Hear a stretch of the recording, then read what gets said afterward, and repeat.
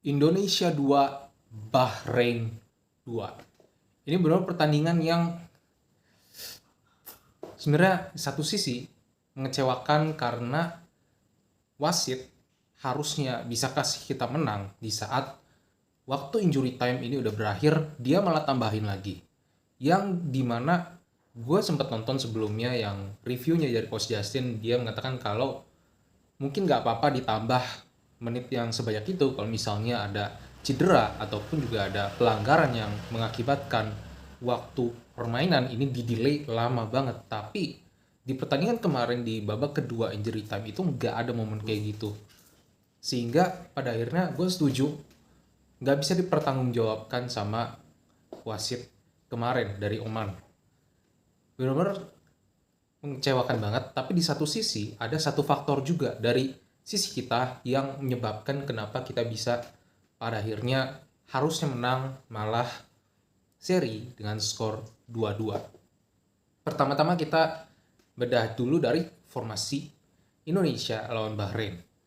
Indonesia seperti biasa kita nerapin 3-4-3. Nah, sementara Bahrain di sini nerapin 4-4-2. Dan kemarin kita bisa dibilang cukup kesulitan buat ngebangun permainan karena mereka itu pastinya udah baca gimana kita bakal bermain. Ketika kita bisa rebut bola, bolanya direbut lagi dengan gampang di area tengah ke area, bahkan di area kita juga bola cenderung gampang direbut. Pada akhirnya ujung-ujungnya long ball, suruh Rafael strike lari, suruh Ragnar lari, dan sekalinya bagus kita bisa dapat bener-bener kombinasi yang mantep banget sebenarnya. Contohnya itu ada di gol Rafael strike, dimana kita punya kombinasi yang berhasil di situ. Akhirnya bola bisa diarahin ke kiri dari kanan, habis itu Rafael strike di situ bisa shoot gol. Sebenarnya momentum itu kita dapat 2 kali, tapi yang kedua itu Rafael strike sayang banget dia tendangannya terlalu lemah sampai pada akhirnya bisa ditangkap sama kiper. Bahrain itu Malaysianya itu mainnya kenceng banget sampai sentuhan dikit aja tuh bisa jatuh, padahal gak seharusnya kayak gitu.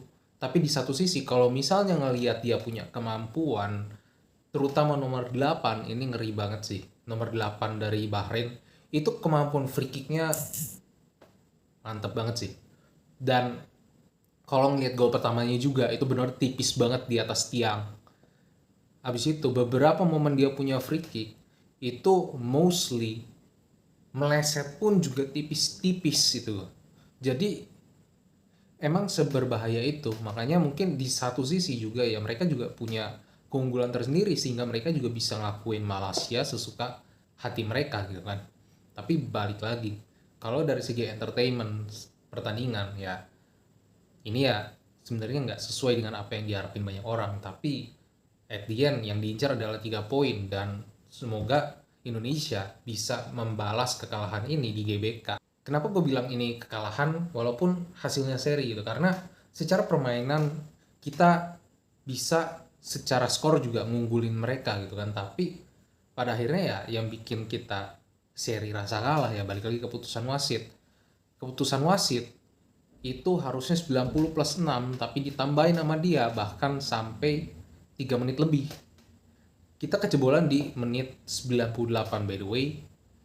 Di situ lewat sesi corner, dan ya mengecewakan aja sih. Balik lagi kita udah berusaha at least defense sebaik mungkin, tapi satu hal sebenarnya yang di sini bisa kita pelajarin, kita nggak bisa terlalu berharap sama yang namanya extra time, nungguin sampai beres, terutama di AFC ini.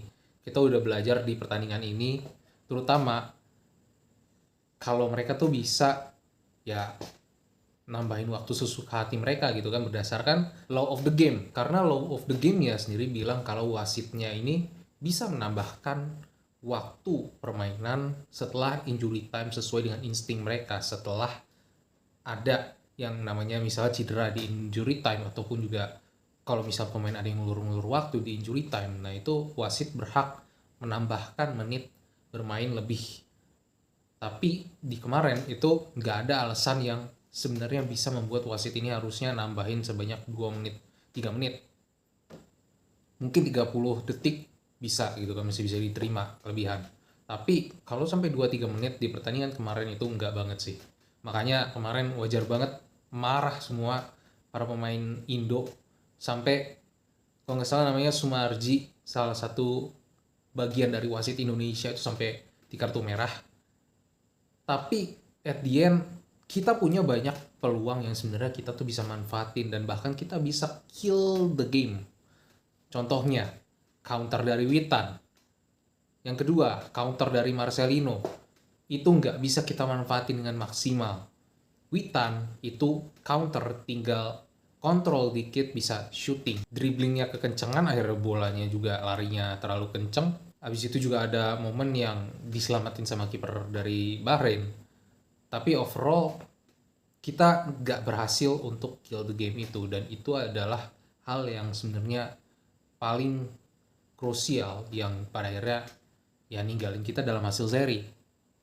Bahkan beberapa komen dari Jepang itu mereka tuh bilang kalau ya ini udah biasa gitu, udah biasa banget ketika ya lawan Timur Tengah mereka juga banyak diginiin, dan pada akhirnya ya welcome to AFC gitu, dimana banyak keputusan-keputusan yang benar-benar kontroversi kalau terutama melibatkan pemain atau tim dari Asia Barat.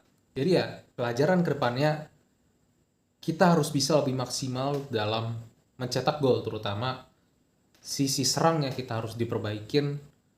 Jangan terlalu banyak kehilangan bola, bahkan kita harus bisa sebaik mungkin kill the game. Kalau bisa selisihnya itu jauhin. Kalau ada momen kayak gini anggap aja mungkin kalau misal dipikirin baik-baik, kita bisa jaraknya itu bisa lebih dijauhin. Bahkan kalau misal mereka mau tambah-tambahin, ya anggap aja ini opportunity kita untuk nambah skor juga, sehingga mereka nggak punya alasan lagi untuk nambah jam waktu gitu kan, karena dengan selisih gol yang cuma 1 yang dimana mereka bisa seriin. Nah kalau selisihnya 2, ini ya mereka nggak punya alasan lagi untuk memperpanjang yang enggak gitu seenggaknya. Jadi ya yang penting adalah gimana kita harus lebih efektif ketika kita punya setiap peluang yang ada gitu kan, kita maksimalin dengan baik, kontrolnya juga harus lebih dimanahin. Next kita bakal lawan Cina. Ini poin yang krusial juga, lagi-lagi kita butuh poin ini, 3 poin ini, terutama setelah kemarin seri sama Bahrain kita masih ada di peringkat 5 dengan 3 poin, sementara yang lain banyak 4 poin. Kalau Jepang mah ya udahlah ya, nggak usah dihitung karena dia menang-menang terus sejauh ini. Tapi di satu sisi gue mau apresiasi satu hal, yaitu dimana kita punya debutan pemain Rangers dan Messilgers, terutama Messilgers. Dia menampilkan performa yang mantap banget di pertandingan kemarin, dan golnya juga gol set piece, 1 corner, 1 dari free kick yang memang sulit juga buat dihentiin. Dan kalau untuk dari segi gol kedua ya memang itu kita kecolongan, tapi ya udahlah, kita overall. Tapi kalau secara defense, Jay Itzes, Messilgers, Jordi Amat, tapi Jordi Amat sendiri juga dia cukup bikin ketar-ketir sih sebenarnya.